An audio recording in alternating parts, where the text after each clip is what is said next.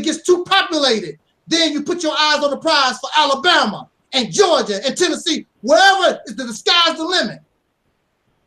Least to say, for those of us who want to go back to the continent, now you're putting yourself in a position to go to the continent or wherever you want. You can do what we want to do. Create that nation to yourself. But the way that y'all doing it now, it's not going to get done.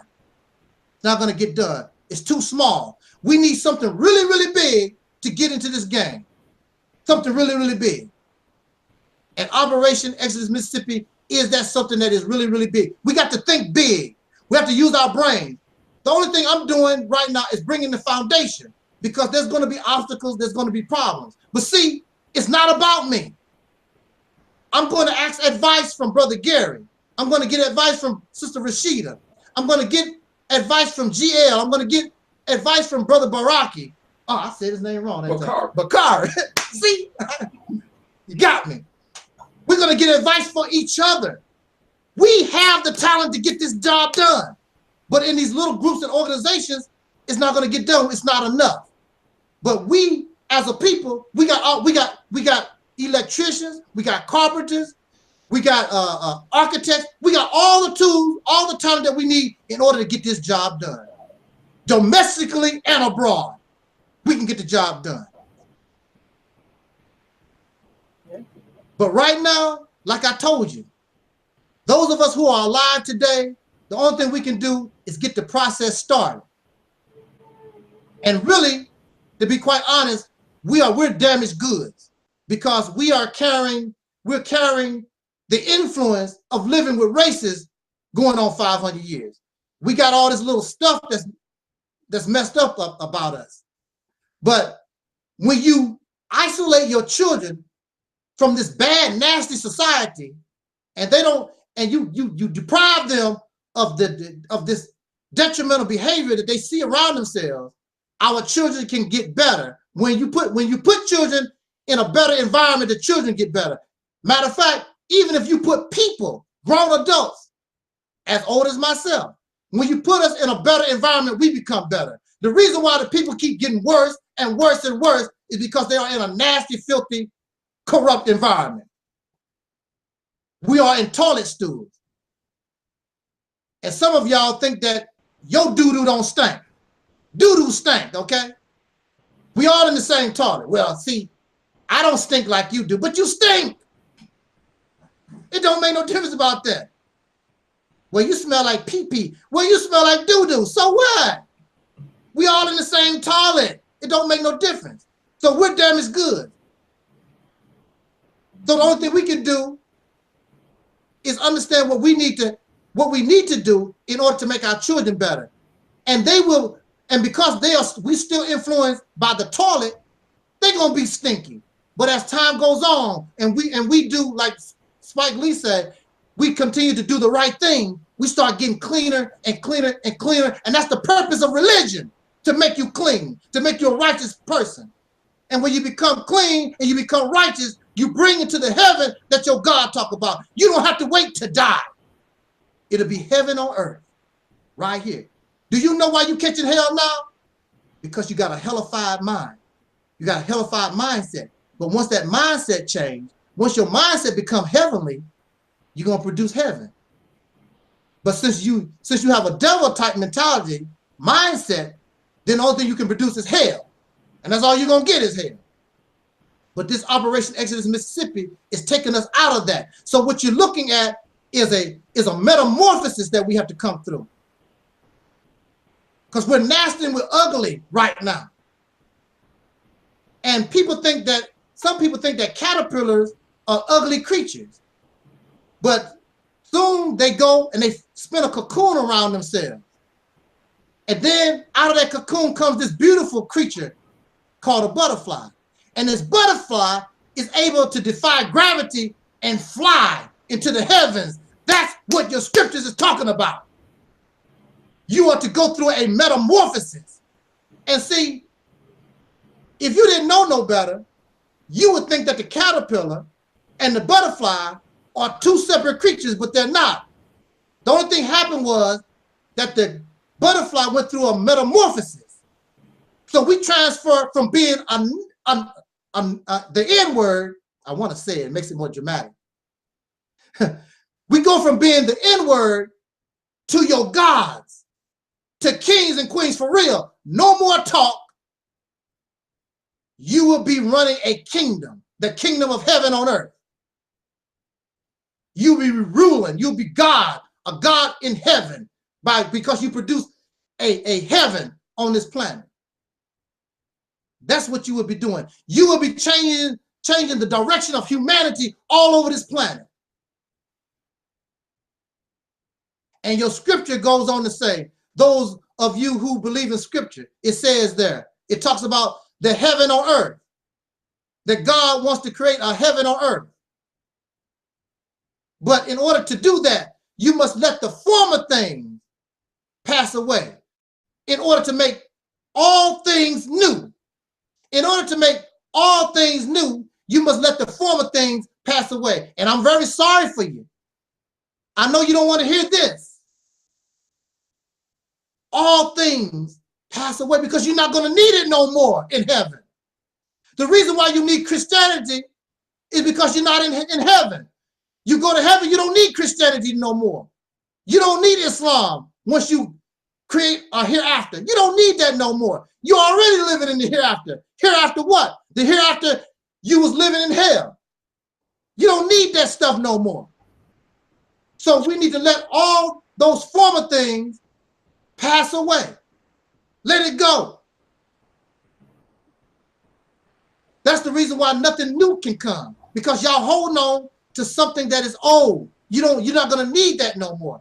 The Honorable Elijah Muhammad even said, for those of you who are in the Nation of Islam, the Honorable Elijah Muhammad taught that the Islam that we have right now is not going to go into the hereafter. It's not going to be part of the hereafter. Because you're making something new. You're not going to need that no more. You're not going to, those are crutches. Those books was designed to put you in the situation that we're looking at right now. And you may not believe it or not. I am influenced by Quran. I am influenced by the Bible. My interpretation and the way I look at things is just different from the way that you do. And I'm telling you that your God has answered your prayers. Do you think that I'm smart enough to bring something like this to you? I ain't that smart, y'all. Taalik, are you that smart? No. Taalik, he said he ain't that smart either. So if you believe, so there's another thing in the Quran. The Quran said that God uses whom he pleases. So I know that you want maybe Minister Farrakhan to bring this message, or maybe Tariq Nasheed, or Cynthia G, or one of y'all other favorite folks, maybe even Sister Rashida. I know y'all probably wanted one of y'all favorites to bring this message, but it came through here. And God chooses whom he pleases. So it makes no difference about what you like and don't and dislike. God chose me to do this. God chose Taalik and me to get together one night and just throwing ideas around. And so this idea has influenced people like Brother Maurice Muhammad. Brother Maurice Muhammad loved the Nation of Islam. But I've never seen Brother Maurice Muhammad with the energy level and the vigor until he heard this idea of Operation Exodus Mississippi. Now he's all excited and full of energy. There's a reason for that, because we are on time.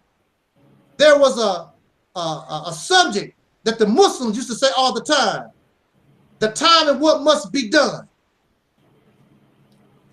We have entered the time and what we are going to do and get it done.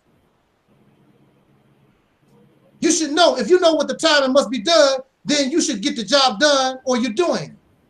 Why are we still doing things? Why are we still doing? What do you mean? If you know what the time is and what must be done, then do it. But clearly something is wrong here. It's not getting done. I will make all things new. So Operation Exodus Mississippi is just much more than a sanctuary city or a town or a state or even a safe haven. What you and I doing, what you and I, brothers and sisters, are actually doing, we are actually changing the world. We're changing the direction of humanity by our example and what we're doing in this effort, Operation. That's what you will be doing. You and I will be the catalyst and the foundation of heaven on earth. I don't know about the heaven after the heaven that you go to after you die. I don't know nothing about that. But I would guarantee you, once you create heaven on earth, you're not going to be in a rush to go to the heaven in the sky, because it's going to be real good and beautiful right here, living the only life that you know, because you don't know nothing about that. You hope after you die that you go to this wonderful place. And I hope that we do. But in the meantime, dealing with our reality and what we know, the same way that men created hell, we can create heaven. And the ones who can get the job done are those who are the descendants of slaves born in America, having dark skin, those of whom I call the people of soul. And the Bible said, we are the meek that will inherit the earth. There's nobody more meek than a slave. Everything has been taken away from a slave.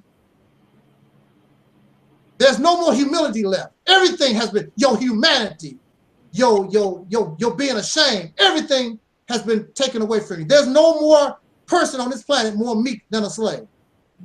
And the meek shall inherit the earth. And here we are, we've been given the tools to get that job done. We will, in our activity, destroy racism, sexism, and all these isms, and all this crap that's detrimental. And I want to say this finally in my conclusion. For those of you who are worried about the homosexuals, for those of you who are worried about the race mixing, those of you who are worried about the crack addicts and the detrimental behavior, don't you know when you create a better environment, you don't have to worry about this stuff. All those things will begin to disappear because the environment that created those things will no longer exist.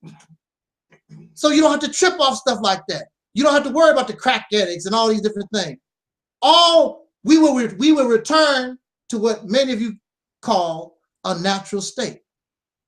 Now, I know some of y'all want that right now, and you're not going to get it, because when you die, the homosexual is still going to be here. And when you die, you know, the race mixing is still going to be here. And the crack addiction and the other drug addiction and the alcohol is still going to be here. But what we're doing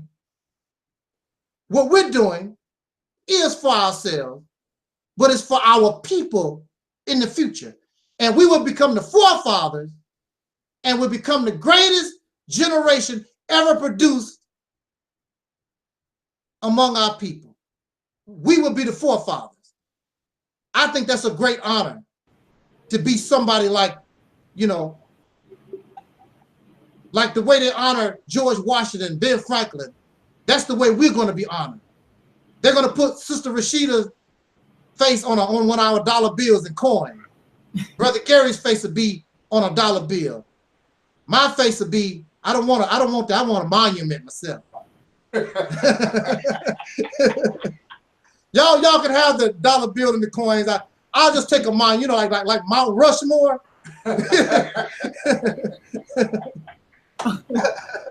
Wow. You know, I'll take that, you know. But that's the direction we're taking ourselves, brothers and sisters.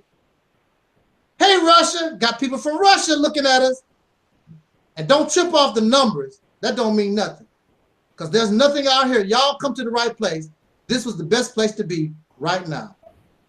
So with that said, I hope that I've inspired us a little bit to support this activity, and encourage people to subscribe to this channel so that you can keep up to date. And I will continue to send information to those who are on my email list. And for those who are not on the email list, just go into the description box, and all of our contact information is in the description box. And like I say, get people to subscribe to the channel. The main thing that we want to do, there are those who have come to me and ask about giving a donation. Right now, we're not taking donations, but what you can do, you can help us promote. You can put an ad. You can put an ad in your local newspaper. You can make a YouTube video. You can send the information to your church or some club. It's about promotion. Now, if we do decide to come and ask about donations, the first thing I want to do, I want to put billboards up on all the major highways in Mississippi. I think there's like 4 or 5 major interstates. So that's like 5 billboards. I'm going to call and see how much that will cost and put like maybe 10 billboards on major highways, and people be passing by. What is that? What is Operation? Hey, what is that? What is that? So we can get our people, the residents there, get them to talking, because if they don't get on board the soul train, we're done anyway. But I truly believe look, I have a really, really good feeling, because I started not to really officially kick this off. But after I met Sister Rashida personally, and after some other things that has happened, I said, well, why not go for it? And I placed how can I forget this? And I hope Brother Omar Shabazz is here. I really want to send a shout out to Brother Omar Shabazz for that beautiful, I think it's a beautiful promotional video that we played, before we came on air. I think that was the bomb. I'm gonna tell you, Brother Omar, when I first saw that video, the first time I saw it, tears started coming out of my eyes. I was like, wow, this is magnificent. Nothing is better than this Operation Exodus Mississippi. This is the real solution. I'm available to anybody to have a debate. You're not gonna last long. You're not gonna last long, because this idea encompasses so much. It sort of reminds me of Bruce Lee's Yeet Kune Do.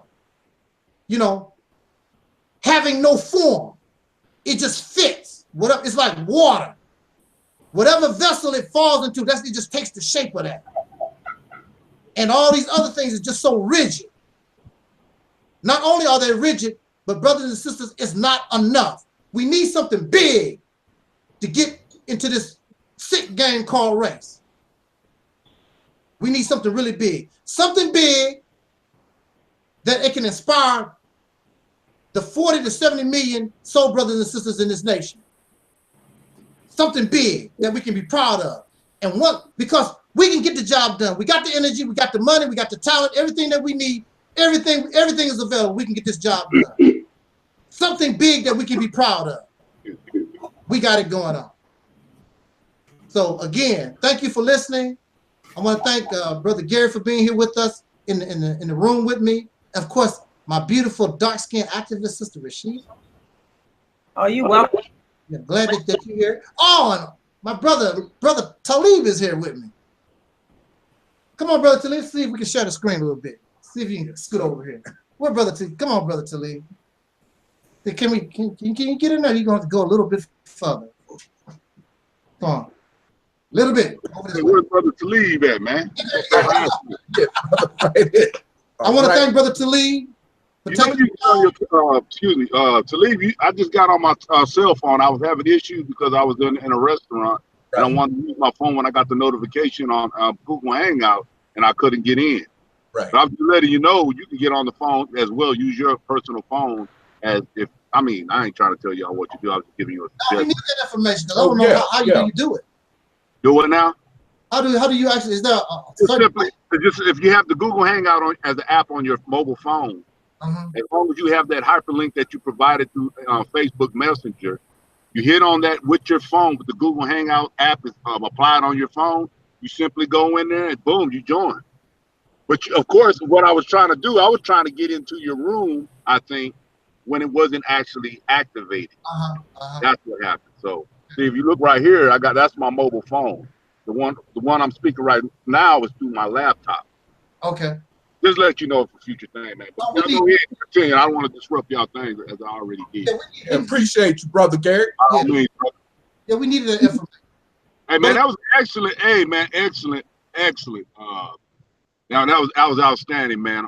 A good detailed. I wouldn't even call it a summary. A run through about the synopsis about what Exodus, Mississippi is all about.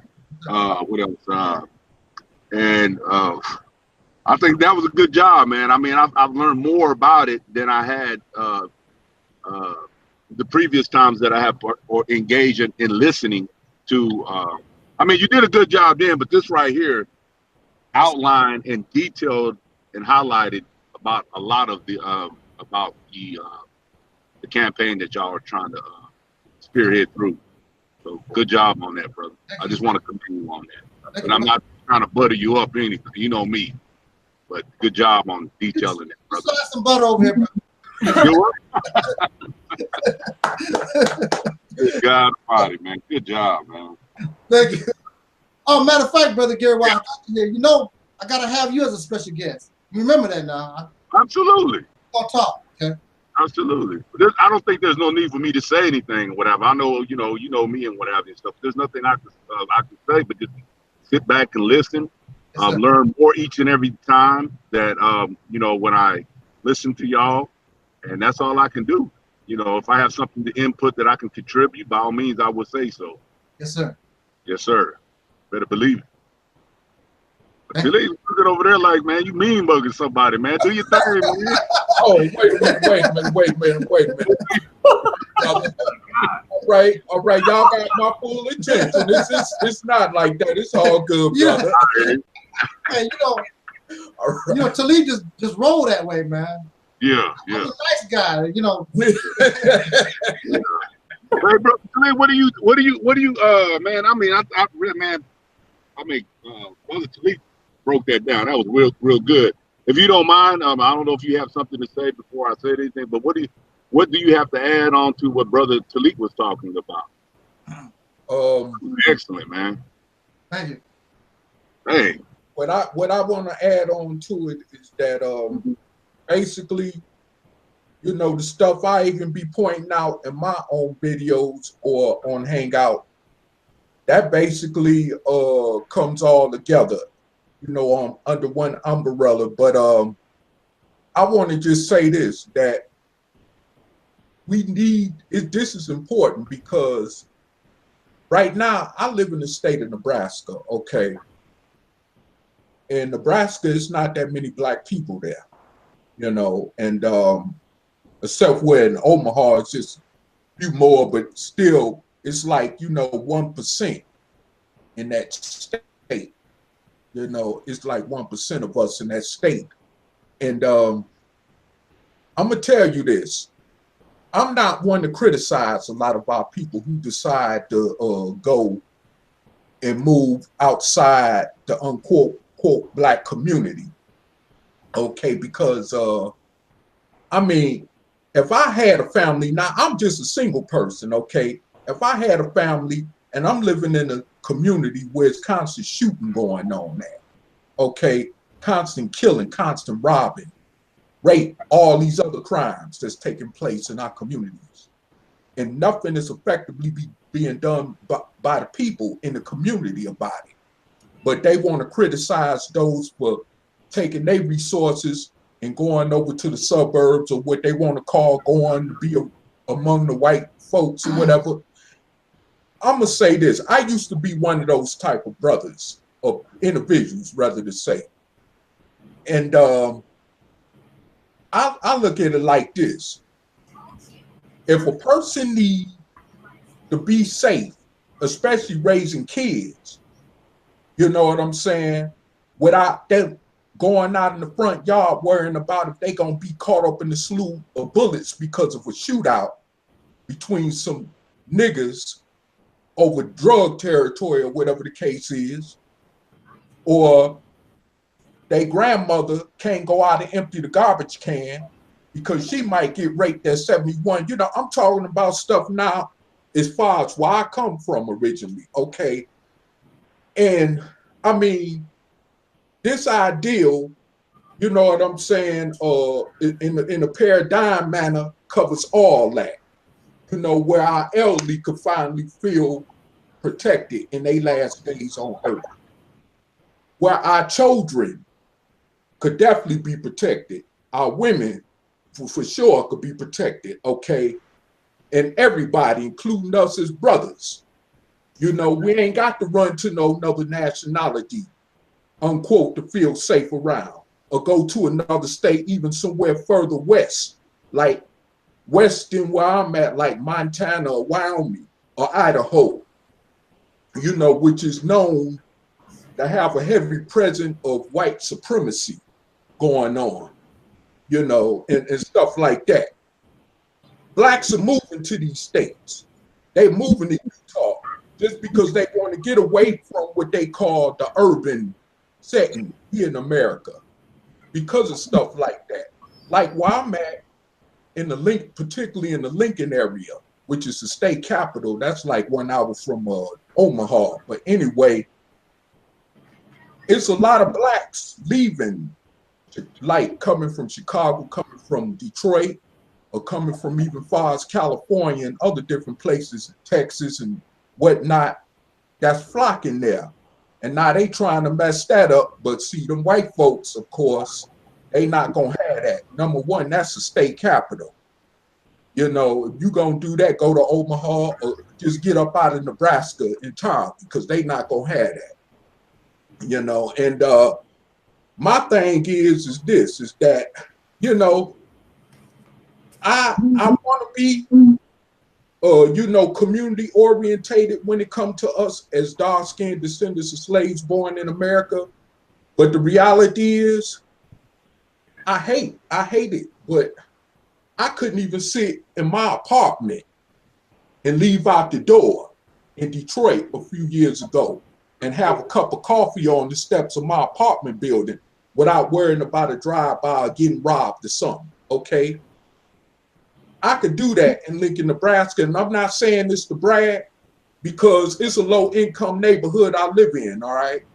But still, the paradigm is different. And it should be like that in all Black communities, wherever we at, as far as being mostly populated in the United States, especially in places like Mississippi, Alabama, Georgia, and Florida, or South Carolina and stuff like that. So I feel like this, that we need to definitely create a reality where we ain't got to keep running and facing and being stuck out like a thorn around all these racist white folks. And of course, like what I deal with in Nebraska. Because I mean, you know, they got definitely ways of showing their racism. And I have to really, I'm gonna be honest with you. And I'm not saying this because I'm so terrified at the situation. Let's not get it wrong, but the reality is we're living in America, okay? And racism is well alive and it exists. But the thing is that I have to walk on pins and needles in a way of saying it, for a better lack of term of word, just to watch myself because I'm around the majority of them. But I'm at the same time, I'm not gonna kiss their ass either. I mean, if things get too far gone to where I feel violated or disrespected or even discriminated against, I'm gonna still speak up. You know, you ain't got that many type of Negroes in that area like that, because those ones that is in that area, they like to try to get along with them. You know what I'm saying? But see, I mean, but I still try to deal with them on a diplomatic level without me having to resort to what they think we are anyway when they stereotype us as being violent, when they stereotype us as being aggressive, you know. But I do what I need to do to abide by the laws and do what I need to do while I'm there, okay? But like I said, if we develop this reality called Operation Exodus Mississippi by straight up getting it off the ground and actually putting it at task as far as emotion of this becoming a real reality where people can look forward to, you know what I'm saying? I think even the black people that's in certain parts like Walmart, Nebraska, Wyoming, Idaho, Oregon, they'll flock toward Mississippi, you know. Excuse my sweating, it's so daggone hot up here.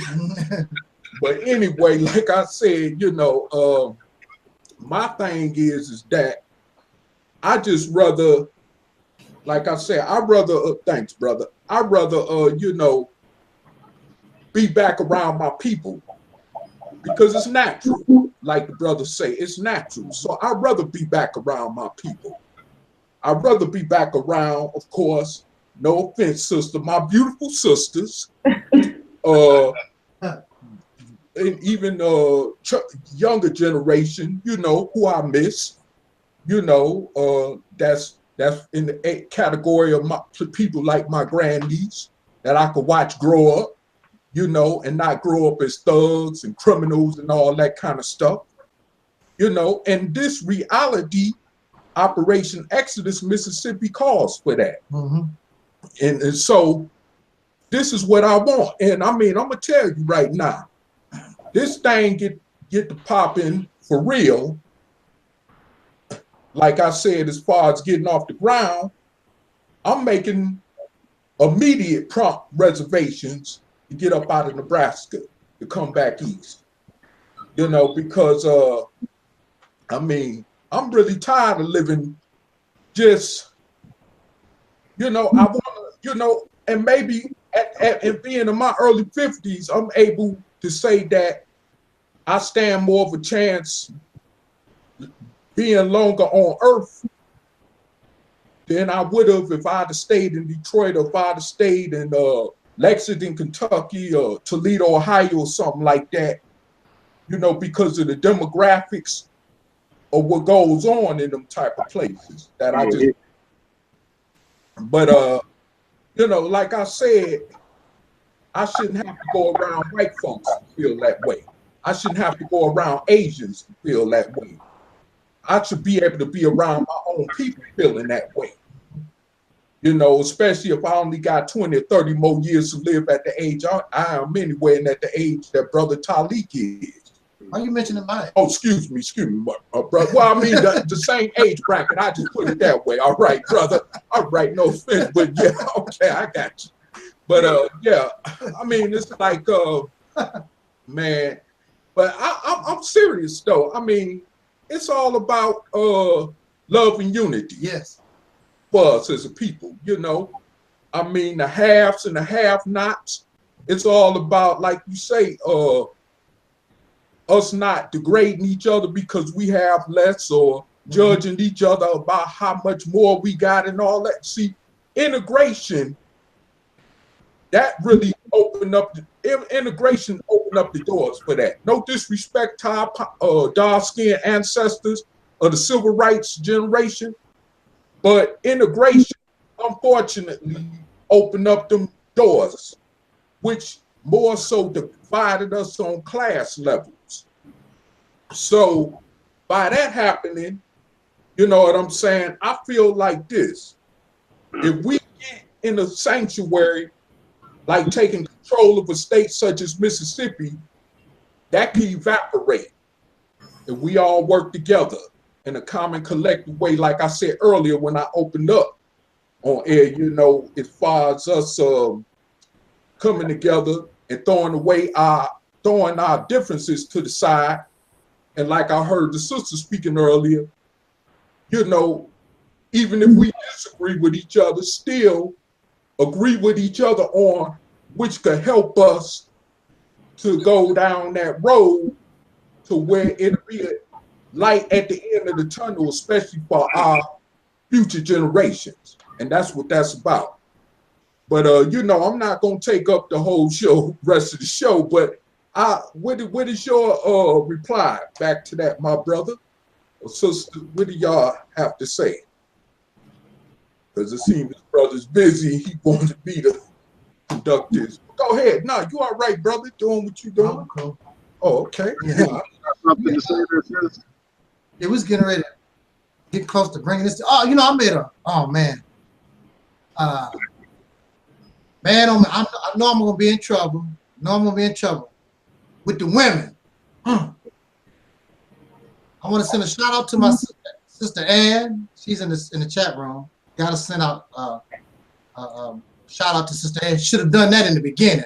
How could I didn't mention Sister Ann. I know I didn't. I'm sorry, Sister Ann. I'm sorry. And you know, and I didn't send a shout out to my Sister Noble. Sister Noble Levine. I'm in trouble. I know I'm gonna get it. I know they're gonna. You didn't say my name. You said all them old raggedy people's name, and you didn't say my name. You know how women is. Oh wow. I can hear it now. They might have a little mercy on me. This is try to get myself together. I don't know why. I should have put it on my notes to make sure I get everybody.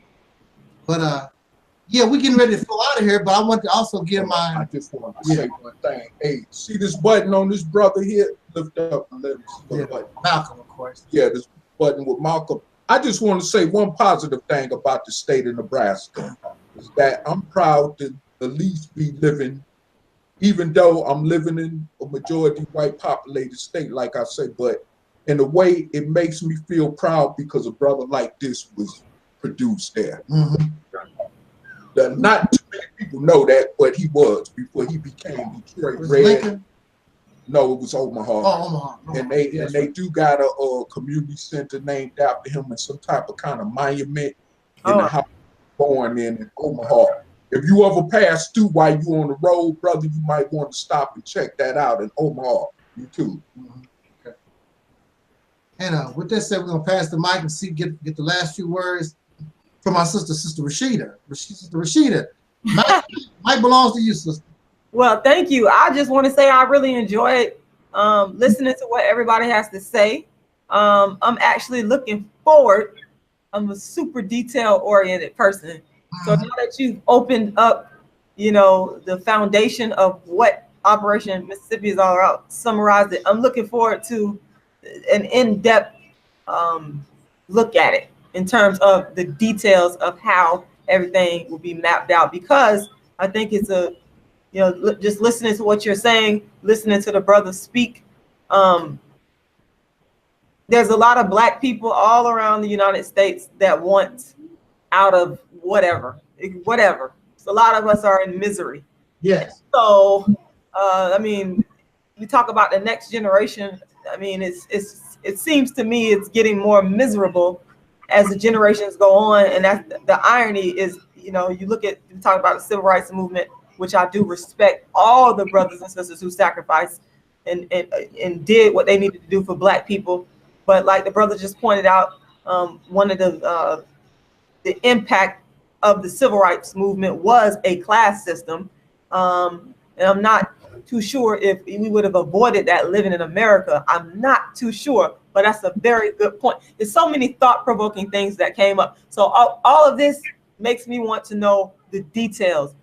The how, when, what, who, the details of how this stuff will be mapped out. So I'm very interested in that next chapter in the Operation Mississippi campaign.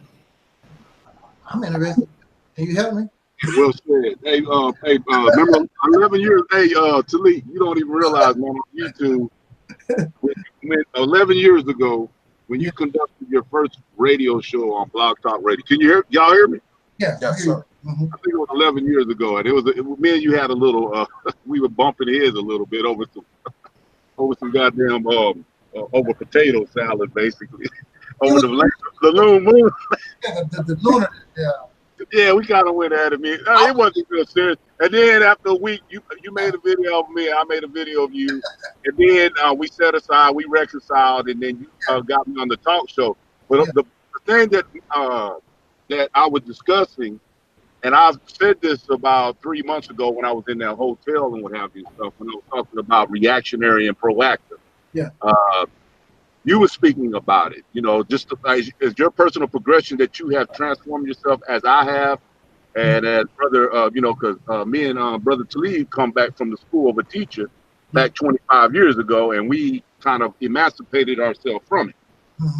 But I was speaking about what you touched on is that you had to get rid of a lot of the symbolic speak talk that was reactionary but it wasn't tangible. It didn't have no effect in the reality because, like I said, a lot of times as a group of people here historically here in the United States for centuries is that, I mean, we're a deprived people historically, systematically, institutionally, evasive, implicitly, explicitly. We tend to retreat and seek refuge to an idealistic canopy. A lot of us do. And remember, and I'm speaking about, like when you speaking about integration about Martin Luther King to lead, I was speaking on that radio talk show 11 years ago that us black folks, we tend to seek refuge. When we can't do things against the government or respond or elevate ourselves from it, we tend to retreat to objectification, not objectification like you do in scholarship, but objectification on where we treat things that are untangible, things that are abstract concepts that we can't touch, but yet we worship and we treat it as if it's something that is concrete. You know what I'm saying? And Brother Taalik was just saying, you know, like the white man and this and that. I was like that 15 years ago about the chakras and kundalinis, and not to dismiss those kind of things. Those things are very good metaphysically, but those things are subjective. And I believe that relies on personal or personal testimony, and those things are arbitrary. But when I was saying on the radio talk show is that Martin Luther King, even though we can debate, I even said that on the radio 11 years ago, we can debate whether the Boule and all these people infiltrated, and it caused us, you know, because black folks, when we was under the Jim Crow law and the separate but equal thing back historically and under systematically racism back in the South in the what have you, though that they had their foot on our necks. When we look at the family unit, our occupation, our education, because in our education back in segregation is that the school boards had black folks teaching under segregation. And what I was saying is I understand integration. When we integrated, we compromise a lot of with the ramifications that we see with the breaking of the, you know, because of liberal laws and what have you in the 60s. But anyways, to get back to reactionary and proactive, is that what Brother Taalik was actually doing? He had to shed a lot of this stuff, this fantasy stuff, in some degree, and we have to look at things that are realistic. You know what I'm saying? And he had to shed and discard a lot of these things that are too, again, objective, abstract. And the political ploy is that, you know, with the demographic in Mississippi, because when we look at the statistics and category as a state, Mississippi ranks either last or overall in all the 50 states of the United States, or 46 or what have you. Most of the time they're either last or second to last. So God, I kind of lost my train of thought, but listening to this, the campaign, or what y'all doing, again, I'm not saying that to butter y'all up, you know what I'm saying, to toot y'all horn, but from where I'm coming from, I do think it's very viable. Brother Taalik is aware that it's very difficult. You know, a dog that shit fast don't last long. It ain't gonna happen overnight. Again, that's the reason why he used the metaphorical thing about the caterpillar. Caterpillar is very ugly. Mm-hmm. But a caterpillar has to go through its metamorphosis of looking ugly, which is equivalent to it's going to get ugly. It gets worse before it gets better. Mm-hmm. And we have to shed a lot of our differences. It's just the same thing when I was speaking to Sister Rashida, and how Brother Taalik, relative to that, they have their differences, but their friendship and their friendship is not hampered by their differences. You know what I'm saying? So I've kind of been rambling a little bit, but that was just my little input on it. And about Nebraska, oh my God, I was up in Nebraska about 3 months ago. My goodness, man, that place right over there is like cooking chicken without seasoning salt down there. Down there look like Molly Ringwald from what's that? There's no folks down there, man. They ain't got no man. I've been around all kind of states. That's what I do is travel. But Kansas and Nebraska, oh, man, golly, them folks down there, boy, they just so bland.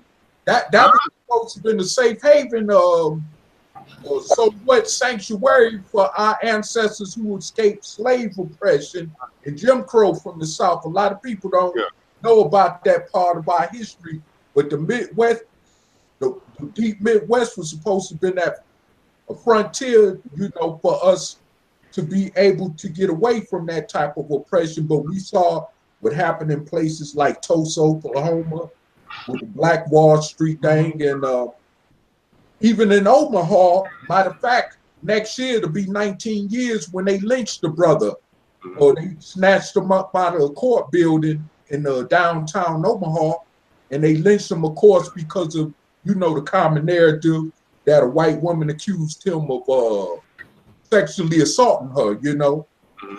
And a matter of fact, if you look at that picture where you show the brother's corpse being burnt, where he's laying back, not the brother that's hanging, that one was in Texas, but the one where the brother is laying back, you know what I'm saying, after they done burnt him and mutilated him, that was in Omaha. So I mean, it's crazy, but yeah, that state in that area definitely has a history that you know, people would like kind of use identical as to the way our people's history in the South is, because I mean, it's almost kind of like that, more so than I've seen in other areas in the country. But that comes closer to the way that our people were mutilated and lynched and all that in the South. So I mean, it's like a brother told me, and because of anonymity, out of respect for his status or whatever, but he did tell me this. When I first moved there over 4 years ago, and he looked at my Kentucky state ID, he said, look, man, you might have came a little further north, but you know what I'm saying, that's it. And he ain't have to say no more than that. And since then, I've seen what his point was. Hey, real quick too, well said. Well, and also I feel what Brother Taalik was talking about. He's not trying to make this campaign with exclusion. You know, I'm not following homosexuality. I understand that the potential risk of having white folks. I mean, it's next to impossible to have white folks. We cannot interact. I mean, I remember Sister Soldier said that a long time ago. We're not speaking about a physical separation. We're talking about a mental separation. You see what I'm saying? Of understanding that we retain our own cultural identification and other social stratification of who we are. You know what I'm saying? Because it is, I mean, Mississippi, we have, I mean, there's a social cultural dimension to it. The folks of Mississippi, they are a southern state. And they are lasered, they're entrenched, and they're embedded by the southern tradition of Christianity. If you go over there and start talking all that pro whatever and stuff, you're gonna immediately cut them off. They don't want to hear that. Brother that me and you, when me and you met in person, he's from Mississippi. He likes a lot of he's very open-minded. He is very open-minded. I mean, we talked for 3 hours when we went down to Laredo, Texas. He asked me questions, he listens, but he still has that. There's nothing wrong with that, but he is a strong Christian thing because it's been facilitated and it's been orchestrated through tradition of that culture in the South, especially Mississippi. Those folks are very religious. It's like I said, if you go over there, start talking that Dr. Khalid Muhammad stuff with 50 dudes with black boots, and you march up to Mississippi, shoot, all they got to do is have one dude come over there and raise his hand and say, Jesus Christ, and doggone, and 90% of them folks. So you got to be, I mean, I like your approach. You know, I see what you're saying because you've been called a coon. You're probably been called you're homosexual. Yeah. See, I understand the strategic of why you're doing that because you understand the modern, condition of that. You know, if you can't make that approach like we did back in the 1960s, or come with a Malcolm X approach. We're living in 2018 is next to impossible. So it's just to mobilize the political thing, having awareness, and somewhat, maintain your religion in some sense, but we have to emancipate and connect ourselves to reality in a strong degree, because we're relying too much on the supernatural or these metaphysical things to rescue us from our demise rather than seeing our relation to reality, and then do things that we can implement or make things that are applicable, that we can usher things realistically as a result, by investing on things that we do, I mean, in reality, and ultimately it would have this incentive and reward, and then we start gradually seeing progress and what have you. So let me just shut the hell up now, and I know you got things to do. I appreciate you for allowing me to say what I had to do. Hey, Rashida, love your energy, woman. I love your energy. I could just tell you. Thank you. Love your energy, what have you, sis. I know you're a very smart woman too. Again, I'm not tooting your horn because he knows me. I go off, and if I don't feel right about a person, shoot, I shoot. They want to talk a 2-cent talk with me, I give them $1 million ass whipping. I'm not trying to toot my horn. I love your energy though. Yeah, on the real. But Taalik, do your thing. I mean, Taalik, do your thing, brother. Yes, sir. I thank you. Yeah, I thank you. I thank you. Thank you too, brother. I'm glad that you was here. And I'm not thanking you for allowing me to talk. Thank you for giving us your time to do what you're doing to provide your outline about your mission and your campaign, brother. Thank you for giving us your time. So thank you. Yeah, you're welcome. You're welcome. And I still thank you for being here, because I really did want you. I had talked to you earlier. I did want you to be here with me. Mm-hmm. And again, thanks, Sister Rashida. Oh, you're welcome. You're welcome. Brother Taalik, for being here this weekend. And I thank to everybody. Like I said, those of you who are listening now in the audience, those on Facebook. I'm not gonna forget my Facebook friends. Those in the chat room, appreciate it. And I think we had a really nice day. I enjoyed myself. I did. Last series we had last, and, you know, what's that? How that song go? I'm glad we had this time together. I just want to. I would like to just add one last thing. In the future, I hope on my future travel journeys that I am able to go around with this brother to different areas and different states, as far as reaching out to our people with this Operation Mississippi campaign platform. And hopefully I'll run into you, brother Gary, and also you, Sister Rashida. Yeah. Because I mean, people that are like y'all, that are in sync totally with what we're doing commonly. It's a common accord, collective thing. I don't mind dealing with y'all. I mean, I'm gonna just say this straight up. And I told Brother Taalik this, and I'm not gonna be shy of this, but I don't care to be dealing with a whole bunch of Negroes at this point. Because of our people's mental condition. I've seen it even in traveling here. In the Greyhound bus depots, like in Kansas City, on my way here. Oh man, it's crazy. Our people is, look, I'm just like this. The only thing I could do is, like I still been doing, is just be patient and deal with our people and hope that we get this thing going as far as getting this campaign of Operation Exodus Mississippi off the ground, so that we can actually build a new reality and we can live finally in peace among each other, instead of talking about so much trying to live in peace with other people who don't obviously want to live in peace with us. So we got to learn how to live with each other in peace first anyway, before we could even go that route.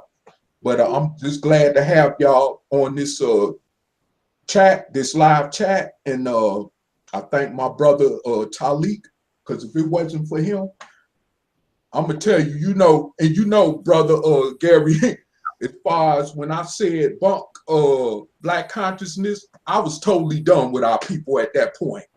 Oh wow. No, I wasn't done. I was just done with I'm not done with it. I know what you're saying, but as far as the black conscious thing, period, after I left that, I wasn't done with us as a people, because I seen somewhere in my gut feeling that it was some hope for us. That one day we can rise up out these ashes that we find ourselves in. But what I'm trying to explain is that I was done with that black conscious thing.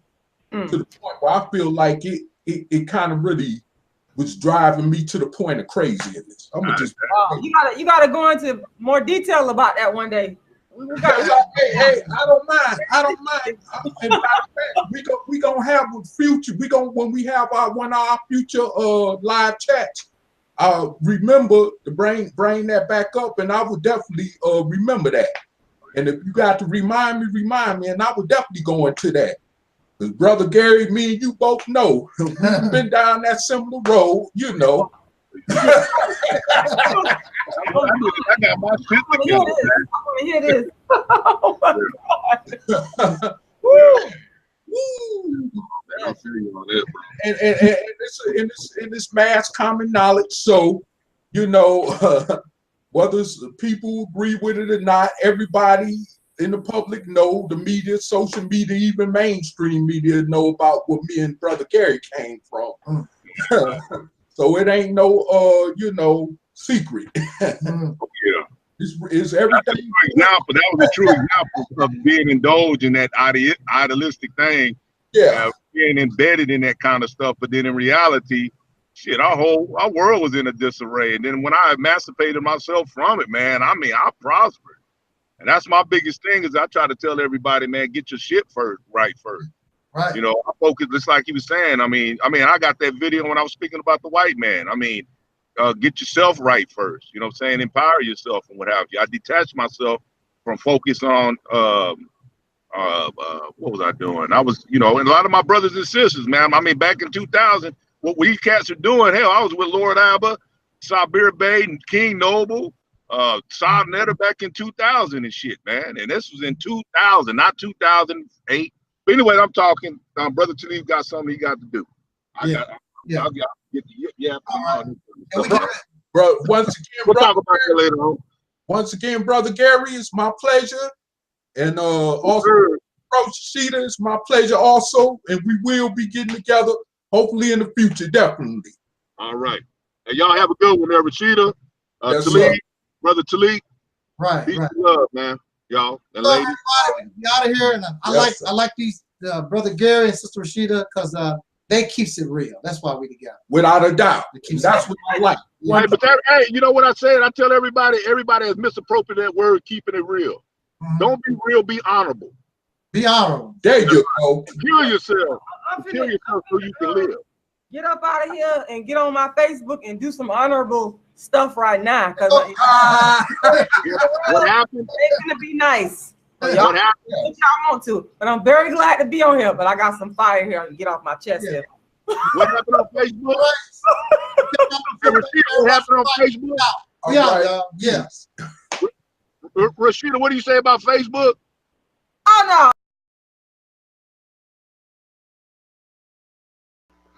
And that is Brother Taalik from the Reality Temples on Earth channel. And if you get a chance to subscribe, please do subscribe to his channel. He's a good brother. You know, he's doing good work and he wants to do good constructive things. He has good information to provide. So please do check out his channel if you get a chance.